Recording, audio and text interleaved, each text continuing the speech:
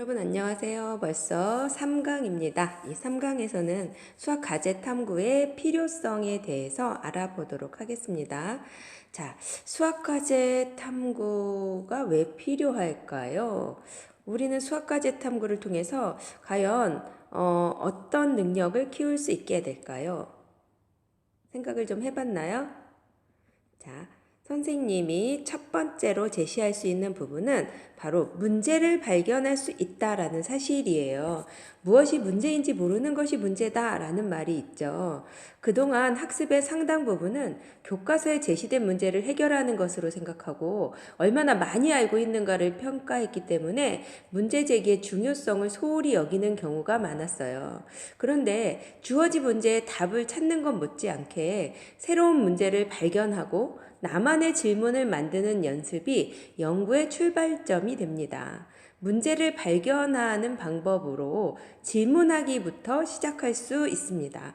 질문을 하려면 자신이 모르는 것이 무엇인지 검토해야 하므로 주변에 관심을 갖게 됩니다. 수학 과제 탐구는 수학적 추론을 통해 심화된 문제를 발견하는 것, 당연하게 생각했던 현상으로부터 그 현상 이면에 숨겨진 수학적 원리를 탐구하는 것 등이 포함된다고 볼 수 있습니다.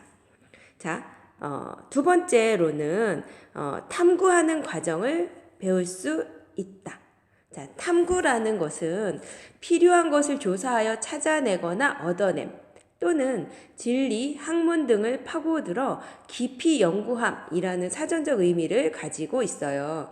반면 연구는 어떤 일이나 사물에 대하여 깊이 있게 조사하고 생각하여 진리를 따져보는 일이라는 뜻을 가지고 있어서 탐구와 연구는 깊이 면에서 차이가 있을 수 있지만 유사한 의미를 가지고 있다고 볼 수 있습니다.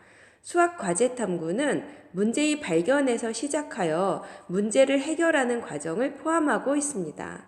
이 문제 해결 과정을 탐구라고 하며 탐구는 열린 마음으로 문제에 접근하기, 익숙한 것도 뒤집어 보기 등을 포함하게 됩니다. 자, 세 번째로는요, 서로 배려하고 협력하는 방법을 배울 수 있게 됩니다. 수학과제 탐구는 개인적으로 진행할 수 있지만 팀으로 진행해야 하는 경우도 많습니다.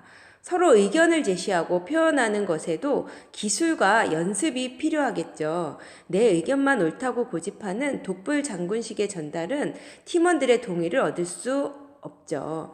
자신의 의견이 중요하다면 그 생각에 담긴 의미를 최대한 설명하고 다른 팀원들을 설득할 수 있어야 됩니다. 팀원들의 반응을 듣고 의견에 귀를 기울여 보완해야 할 점을 보완해야 합니다. 따라서 소통은 양방향으로 이루어져야겠죠.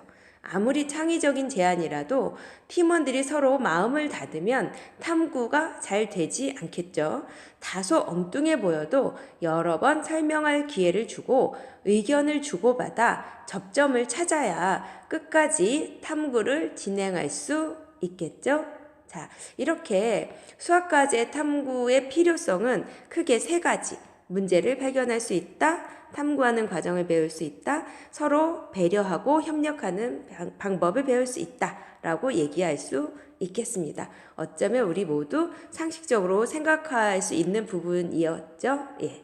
자, 그럼 오늘 수업을 듣고 오늘의 과제를 한번 말씀드려 볼게요. 오늘의 과제는 팀으로 과제를 해결할 때 협력이 잘 이루어지기 위해서는 어떻게 하면 좋을지 여러분의 생각을 간단하게 써주시기 바랍니다.